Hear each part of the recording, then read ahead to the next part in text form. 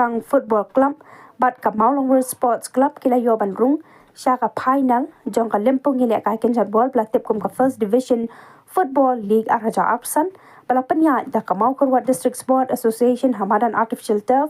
MDSA นองลัง South West Kasil District ลาบันกระโดบกับจิงโยรุงจองกับ Kuchaphrang FC ชากับ Final กระได้ฮะเดียนบากระจับประชา